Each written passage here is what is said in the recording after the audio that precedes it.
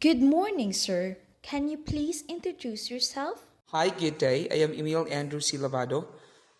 I am 22 years old, a senior high school teacher in Buenavista National Highschool, and I handle English subjects. I'd like to say thank you for giving me this opportunity to be interviewed by you regarding to your activity. We are much more pleased to have you with us in this interview. I would like to explain to you that this interview will solely focus on how you select the materials for your students. To start with, I would like to ask you the first question. When you select a material to teach the subject towards your students, what are your criteria? As we teachers face the new normal educational approach, there are lots of adjustments when it comes to providing them materials that suits to their learning approach because we only apply modular distance learning.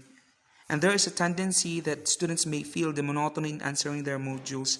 But I have some alternative materials that I give to them, like videos, charts, and more on reading and writing activity materials since I handle reading and writing skills subject for senior high school. Fortunately, I can see improvements regarding to their outputs. For the second question, what activities are present in these materials? For the second week of the distribution of our modules, specifically to my subject, I only give three activities. These are create word families, decoding, play decoding games, and teach phonemic awareness.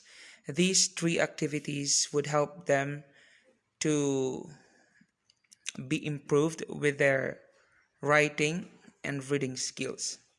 Like, for example, here in Teach Phonemic Awareness, teaching them phonemic awareness, they can be aware about the sounds of each word, right? Right. In giving them an activity, I only depend on what level of learning approach they belong to. Example, if these group of students are advanced, I create complex activity. Third question, when do you decide that this material is suitable for your students? What are your ways to evaluate it? Just to challenge them and see how would they get through it. And if these group of students are average, the activities that should be given is easy. And when these group of students are slow learners, I spoon feed them and visit them to their house just to give some more activities that would help them to improve their reading and writing skills.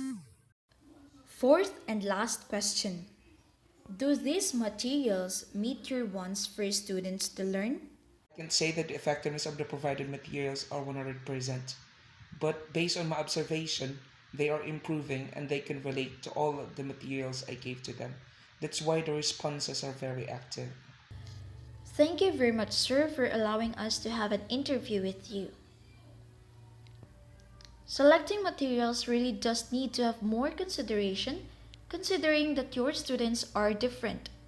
One must thought a lot of factors before using it in your discussion. The interview has now ended. Thank you for listening and we will be back next week. Sampai jumpa!